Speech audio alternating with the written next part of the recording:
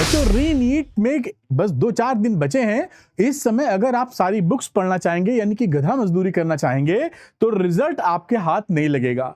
आपको चाहिए hard work की जगह स्मार्ट स्टडी। स्मार्ट स्टडी रीनीट के लिए क्यों?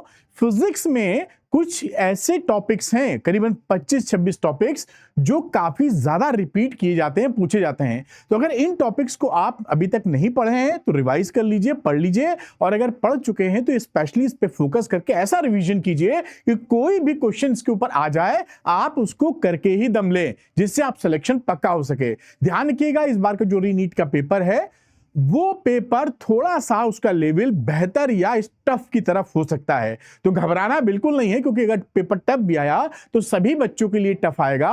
रैंक मैटर करेगी, आपके कितने मार्क्स आपने गेन किए ये मैटर नहीं करता हमेशा। बस आप सही टॉपिक्स पढ़िए जिससे पेपर कैसा भी हो हाई रैंक ला पाए। तो यहां पर मैं आपको बताऊंगा 25 मोस्ट रिपीटेड टॉपिक्स फिजिक्स के लिए, रीनीट के लिए और एनटीए डाटा प्रूफ के साथ, यानी हवा में नहीं है, एनटीए के अकॉर्डिंग। ये में देखिए एनटीए का एक मैंने एनालिसिस किया हुआ था, यहां चैप्टर नेम लिखे हुए हैं, नंबर ऑफ क्वेश्चन आस्क्ड 2019 से 2025 तक, और कितने परसेंट का उनका वेटेज है, और रीनीट के लिए कितने कितने क्वेश्चंस वहां से आ सकते हैं। और इसके बेसिस पे मैं आपको बताता हूं फटाफट कि कौन कौन से टॉपिक्स हैं जो आपको तैयारी जबरदस्त करनी चाहिए।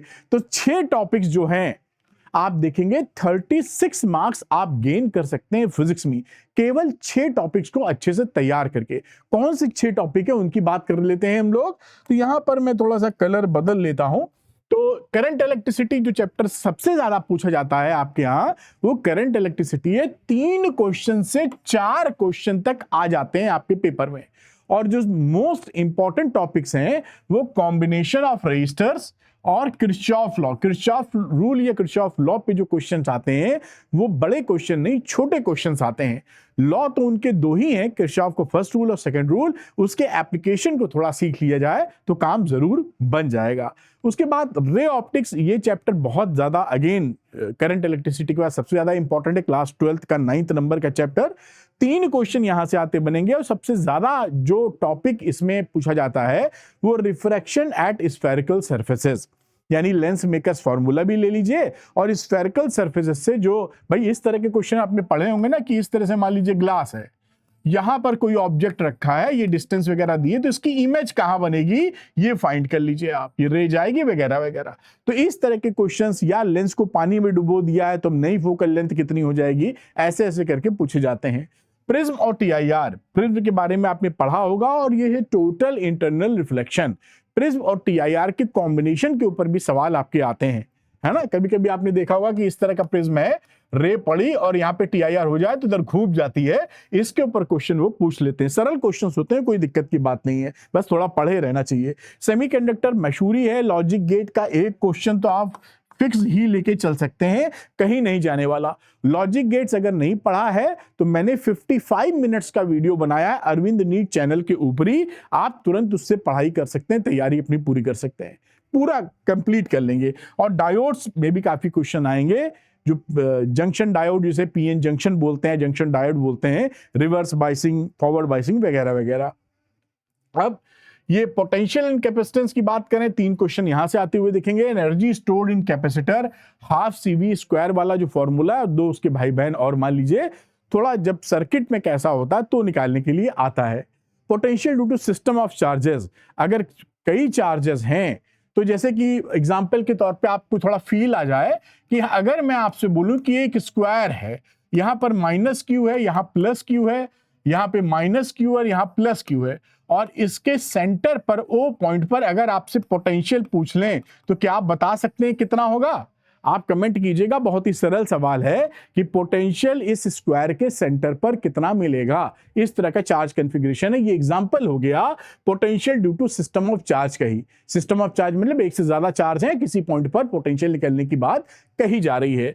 फिर alternating current voltage across LCR, ये भी इंटरेस्टिंग है, इजी है। ये सर्किट जब बना रहता है, ये मान लीजिए LCR की बात करें, ये L लगा दीजिए, C लगा दीजिए, R लगा दीजिए, और ये हो गया अल्टरनेटिंग करंट का एक सोर्स। तो आपसे पूछा जा सकता है कि भैया ये VC कितना है ये बताओ, या VL कितना ये बताओ, या VR कितना ये बताओ। है ना। तो यही है वोल्टेज अक्रॉस एलसीआर, यानी इसके अगेंस्ट, इसके अगेंस्ट, इसके अगेंस्ट, या किसी दो के अगेंस्ट आपसे पूछ लेते हैं। बहुत मतलब आप थोड़ा सा भी ध्यान देंगे तो कभी गलती नहीं होगी, इतना आसान है, बस कॉम्प्लेक्सिटी नहीं होनी चाहिए। पावर एंड पावर फैक्टर, आप जानते हैं कि पावर फैक्टर को आप क्या बोलते हैं, कॉस फाई। कॉस फाई की जो मैक्सिमम वैल्यू होती है +1 होती है और मिनिमम वैल्यू यहां पर 0 होती है पावर फैक्टर के कॉन्टेक्स्ट में।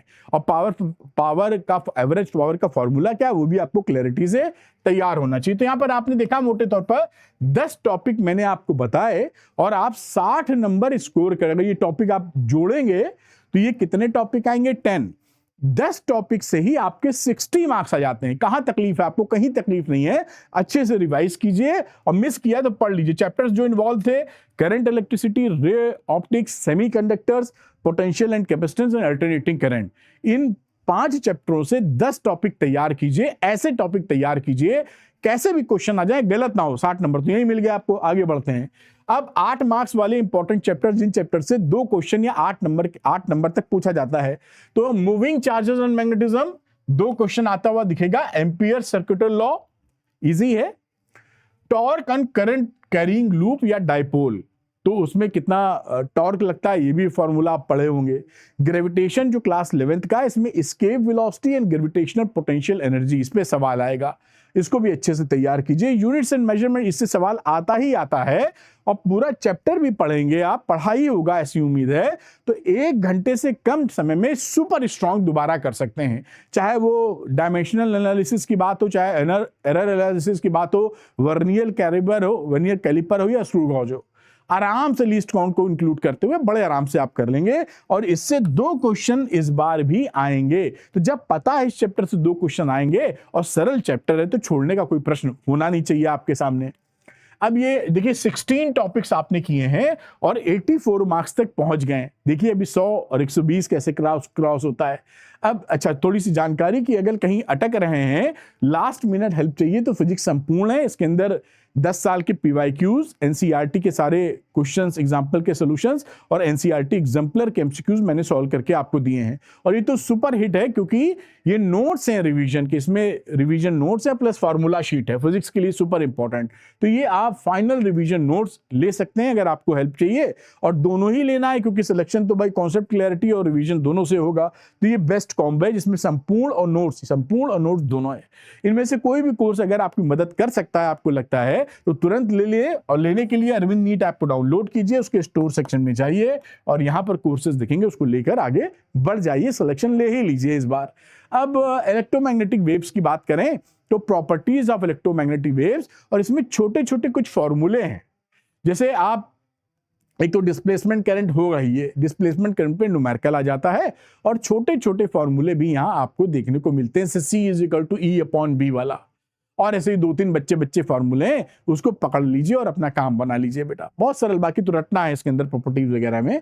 डुअल नेचर में wave nature of matter, de Broglie wave जिसे बोलते हैं, λ = H/P, है ना, H/ लीनियर मोमेंटम, या आइंस्टाइन फोटो इलेक्ट्रिक इक्वेशन। यही तो जान है पूरी इसकी। बहुत ये मतलब सरल चैप्टर्स हैं, एकदम आप कर लेंगे अगर आप खुले दिमाग से पढ़ें और उस टीचर को फॉलो करें जो इजी फिजिक्स पढ़ाता हो, ना कि झाम फैलाता हो। वरना क्या होता है कभी कभी कि आपको वीडियो देखते वक्त तो अच्छा लगता है, लेकिन जब क्वेश्चन निकालने जाएंगे तो निकलेंगे नहीं। क्यों? क्योंकि वो गहराई नहीं है लेक्चर के अंदर। गहराई होगी तो आपको अच्छा भी लगेगा और सवाल भी निकलेंगे। खैर, लॉज ऑफ मोशन की बात करें तो कॉमन फोर्सेस, फ्रिक्शन वगैरह या टेंशन, और इक्विलिब्रियम ऑफ पार्टिकल, इससे 2 क्वेश्चन आपको आते हुए यहां पर दिखाई पड़ेंगे। तो 22 टॉपिक से 108 नंबर सीधे पहुंच गए। अब बात यहीं खत्म नहीं होती और आगे बढ़ते हैं। ये टॉपिक ये चैप्टर ही बहुत इंपॉर्टेंट है, ऑक्सीलेशंस, और इसके अंदर से वेलोसिटी एंड एक्सेलरेशन, ये सुपर इंपॉर्टेंट टॉपिक है। वेरी देखिएगा, सवाल मिलेगा आपको, इसको आप जरूर तैयार कर लीजिए। Velocity and acceleration in simple harmonic motion और पीरियोडिक एंड ऑक्सिलरी मोशन के बीच का डिफरेंस वगैरह पूछते रहते हैं। रोटेशन मोशन में परपेंडिकुलर एक्सिस थ्योरम और पैरेलल एक्सिस थ्योरम आपके कोर्स में है, और angular momentum very important topic, यहां से भी 2 क्वेश्चन आपके बन जाएंगे। तो ये आपने देखा कि ये पूरे सबको जोड़ मारिए तो मैंने 26 टॉपिक बताए हैं और 124 मार्क्स आप पक्के कर लेंगे। और ये सारा हवा में नहीं बताया है, एनटीए के डाटा के ऊपर बताया है, यानी इसकी ऑथेंटिसिटी काफी स्ट्रांग है।